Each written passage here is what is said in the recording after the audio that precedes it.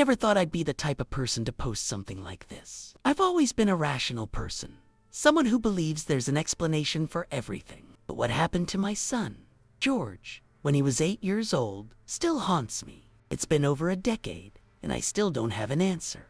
I can't even say for sure what really happened, only that it was real, and it terrified me in a way I can't put into words. George was always an easygoing, friendly kid. We had just moved to a new neighborhood, and he made friends quickly at his new school.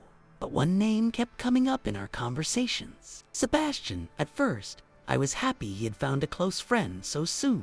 But something about the way he talked about Sebastian unsettled me. Sebastian says he knows things about people. George told me one evening. He says he can make people do things. I brushed it off as childhood imagination, but something about the way George's voice lowered when he said it sent a small shiver up my spine. A few weeks after meeting Sebastian, George came home from school looking shaken. He barely touched his dinner and kept glancing over his shoulder like he expected someone to be there.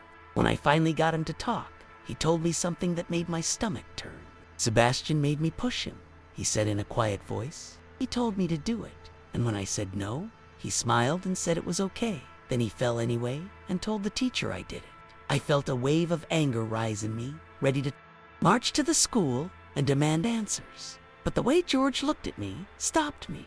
He wasn't just upset, he was scared. A few days later, Sebastian's mother, Maggie, invited George over for a sleepover. I hesitated. After what happened at school, I wasn't sure I wanted my son anywhere near that boy. But Maggie reassured me on the phone, laughing lightly and calling Sebastian's behavior a phase. He has some little quirks, she admitted, but he's not dangerous, just a vivid imagination. Against my better judgment, I let George go. If I had known what would happen that night, I would have never let him set foot in that house. Sebastian's house was older than the others on the street, a 2-story home with peeling paint and windows that seemed too dark, even in daylight. When I dropped George off, I had a strange feeling in my gut, but I ignored it. Maggie greeted us warmly, but something about her felt off. Her smile didn't quite reach her eyes, and the way she glanced at Sebastian when he appeared in the hallway made me uneasy. He stood there, watching us, expressionless. "Come on, George," he finally said, before turning and walking up the stairs without another word.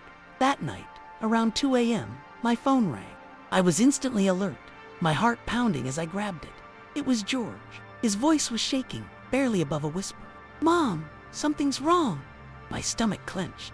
He told me he had woken up to use the bathroom and found Sebastian standing in front of the mirror, whispering to himself. But it wasn't just whispering, he was arguing, switching between two voices, one of them deep and angry. Then, in the dim bathroom light, Sebastian turned to George with a slow, unnatural smile and said, "Mr. Jim doesn't like you." George told me he froze in place, too scared to move, pretending to still be half asleep. Sebastian, or whoever he was in that moment, took slow steps toward him, whispering in a language George didn't understand. It wasn't gibberish, he said. It had a rhythm, a structure, like a real language. The way Sebastian's voice shifted, sometimes guttural, sometimes almost a hiss, made George feel like there was more than one person speaking at once. The air felt heavy, suffocating. George forced himself to turn away, climb back into bed, and squeeze his eyes shut, hoping it would end. Minutes felt like hours, and just when he thought Sebastian had gone back to bed, he heard breathing right next to his ear. He didn't dare move, but through his barely open eyelids, he could see Sebastian crouched beside him, his head tilted unnaturally, staring. Then, in a voice that wasn't his own, he whispered, "Don't pretend. We see you." George couldn't take it anymore. He bolted upright, ready to scream, but the room was empty. Sebastian was back in his bed, turned away, breathing evenly like he had been asleep the whole time. But George knew what he saw, what he heard. George didn't sleep after that. He lay there, stiff as a board, listening to the silence stretch around him. Every tiny noise, the creak of the house settling, the hum of the air vent felt amplified, like something was lurking just beyond his senses. He kept glancing at Sebastian's bed, expecting him to move again, to whisper something else in that awful voice, but he never did. Hours passed, and eventually, the first hint of morning light crept through the curtains. George told himself he had imagined it, that exhaustion was making his mind play tricks on him. The Then he heard the knock. It was soft at first, like fingers tapping against wood. He held his breath, his eyes locked on the bedroom door. Another knock, a little louder, and then something worse whispers. Not just one voice, but several, layered over each other, hissing just outside the door. George didn't move. He didn't even blink. The whispers grew more frantic, more insistent, words in that same strange language he'd heard in the bathroom. And then, as suddenly as they started, they stopped. Silence. George's skin prickled. He was about to reach for his phone when the closet door creaked open. George's breath caught in his throat.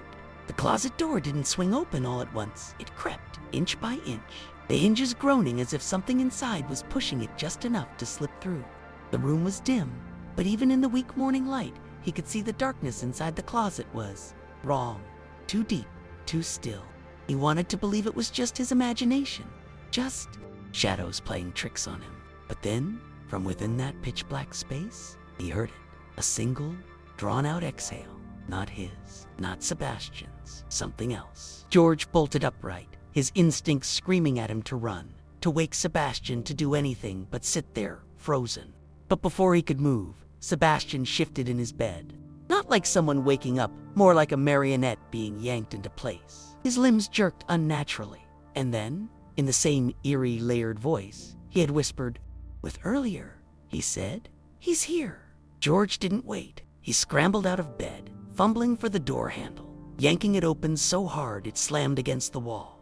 He didn't care if he woke the whole house. He had to get out. But as he stumbled into the hallway, he heard something behind him. A slow, deliberate footstep coming from inside the closet. George didn't dare look back. His heart pounded so hard it felt like it might burst.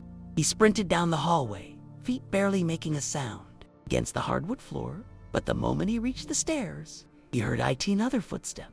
Heavy, too heavy to be Sebastian's. It wasn't hurried. It wasn't chasing him. It was deliberate, as if whatever was in that room knew there was nowhere for him to go. He bolted down the stairs, 2 at a time, nearly tripping over himself.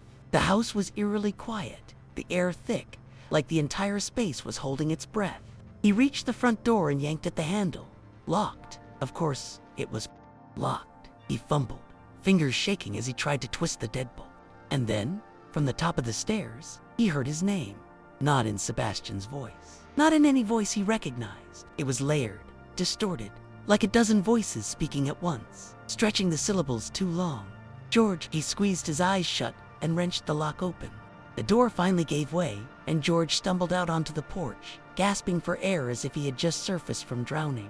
The early morning light felt unreal, too bright, too indifferent to what had just happened inside that house. He turned back, half expecting to see Sebastian standing in the doorway, maybe smirking like this had all been some kind of sick joke. But the doorway was empty.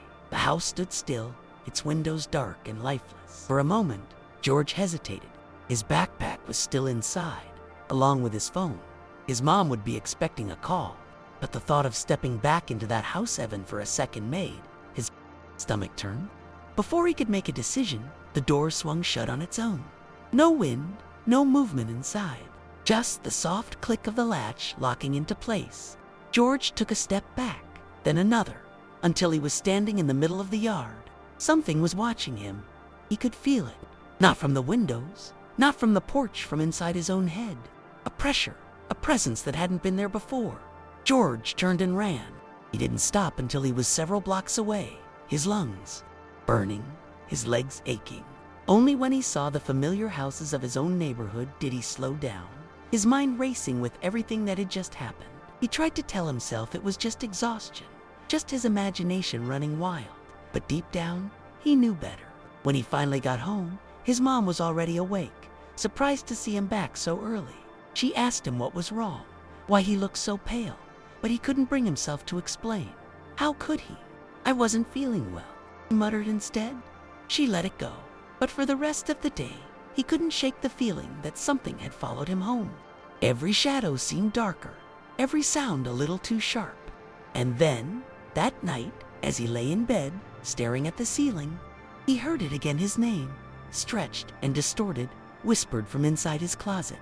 George froze. His body locked up the same way it had in Sebastian's house, every instinct screaming at him not to move. The whisper came again. Softer this time, but unmistakable. It wasn't his mother's voice. It wasn't the house settling. It was deliberate, calling him, squeezed his eyes shut, heart hammering against his ribs. Maybe he was imagining it. Maybe it was just exhaustion. But then came the slow, creaking sound of the closet door moving. Just an inch, then another. The air in the room felt thick, heavy, pressing down on him like something unseen was crawling closer. He wanted to reach for his lamp, to flood the room with light, but he was too afraid of what he might see when he did. George held his breath, every muscle in his body locked as the closet door creaked open just a little more. The darkness inside was absolute, too deep, too consuming, like the space beyond it didn't belong to his room anymore. Then, something shifted, a barely perceptible movement, like fabric rustling against wood. His stomach dropped. He couldn't take it anymore. In one frantic motion, he lunged for the lamp and flicked it on. The warm glow flooded the room, chasing away the shadows. The closet door was open just a crack, but inside, there was nothing. No clothes swaying, no misplaced objects, just empty blackness. And yet, George couldn't shake the feeling that something had been there just a second ago, watching, waiting. For a long moment, George just sat there, staring at the half-open closet, trying to convince himself it had been his imagination. Maybe the door hadn't been closed all the way. Maybe a draft had nudged it open. He forced himself to breathe, slow and steady, but the air in the room still felt wrong, thick and unmoving, like it was pressing against his skin. Finally, he gathered the nerve to get up. His legs were shaky as he walked toward the closet, every step making his pulse pound harder in his ears. He reached out with a trembling hand and, in one quick motion, yanked the door fully open. His heart leaped into his throat. The closet was empty except for a single, small indentation in the carpet, right in the center, like someone had been standing there. George's breath came in short, uneven gasps. He stepped back from the closet, his mind racing. That indentation hadn't been there before. It was fresh. His fingers tingled with adrenaline as he forced himself to think rationally. Maybe something had fallen there earlier. Maybe he had just never noticed it. But deep down, he knew better. Then, the whisper came again. But this time, it wasn't from the closet. It was right behind him. A soft, rasping murmur. Too close, too real. George spun around so fast, he nearly tripped over himself, his eyes darting around the dimly lit room. No one was there, but the air was colder now, as if something unseen had just exhaled against his neck. George's skin prickled with goosebumps. He wanted to believe it was just his mind playing tricks on him, that the whisper was nothing more than the house settling or the wind outside. But it had been too clear, too close. His gut twisted with the unmistakable feeling of being watched. He turned slowly, scanning every corner of the room, his gaze flicking back to the closet, then to the shadows under the bed. His breathing was loud in the silence. Then, just as he was about to convince himself it was all in his head, something shifted in the reflection of his bedroom window. A dark shape, tall, thin, and standing right behind him. George's stomach dropped, his body locked up, every muscle frozen in place. He didn't want to turn around. He couldn't turn around. Instead, his eyes stayed glued to the glass, watching as the dark figure loomed just behind him. It wasn't just a shadow. Shadows didn't breathe. He could hear it now ragged, uneven breaths, like someone struggling to hold in laughter. Then, in a single, horrifying instant, the figure moved. Not a slow, creeping motion, but a sudden, jerking shift, like a puppet yanked by invisible strings. His heart slammed against his ribs as he spun around, fists clenched tonely to find nothing. The room was empty. The air was still, but the whispering had started again. Only this time, it was coming from inside the closet. George's legs felt like lead, but he couldn't stop himself from staring at the closet door. The whispering was clearer now, not just a distant murmur, but actual words, though they made no sense. A hushed, rhythmic chant, like someone repeating a prayer in a language he didn't recognize. The door wasn't fully closed anymore. He was sure it had been before. Now, it was open just a crack, wide enough to see a sliver of darkness beyond. And then, ever so slowly, the door creaked open another inch. Not fast, not sudden, just enough to let him know whatever was inside knew he was watching.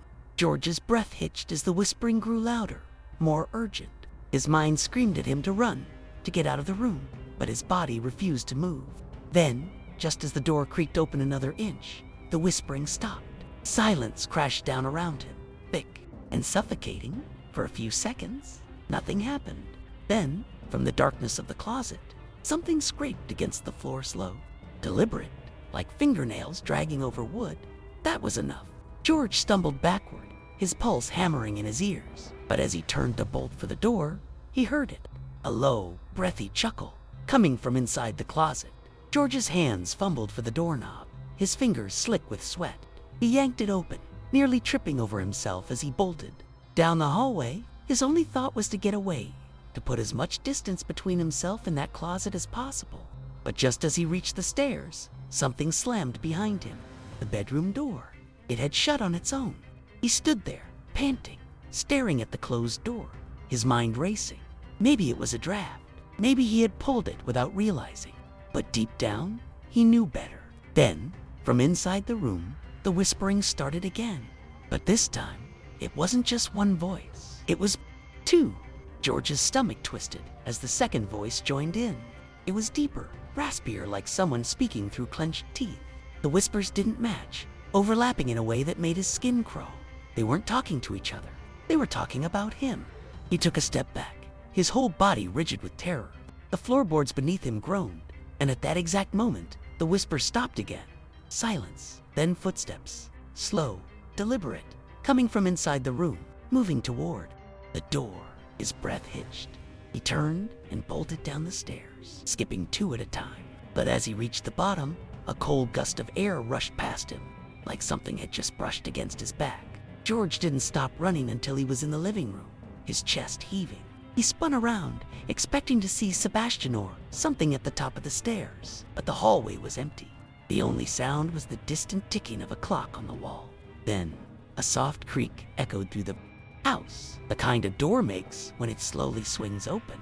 His blood turned to ice. He hadn't heard footsteps following him, but he knew that the bedroom door had just opened again. He backed away, pressing himself against the wall, his pulse pounding in his ears. He wanted to call out for Maggie, to wake someone up, but his voice caught in his throat. Then, from the top of the stairs, he heard it, a whisper, a single word, stretched out, almost playful. George. George's entire body locked up. The way his name was spoken, it wasn't Sebastian's voice. It was lower, rougher, like something trying to sound human, but not quite getting it right.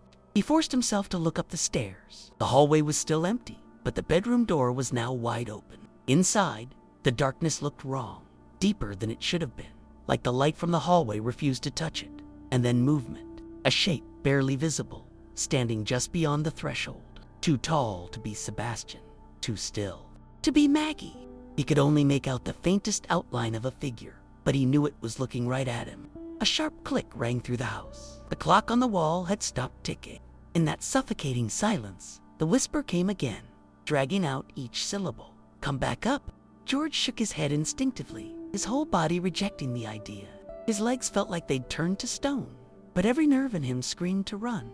Yet, he couldn't. He was frozen in place, staring at the unmoving figure at the top of the stairs. Then, without warning, the bedroom door slammed shut with a force that rattled the walls. The sound shattered his paralysis, and he bolted.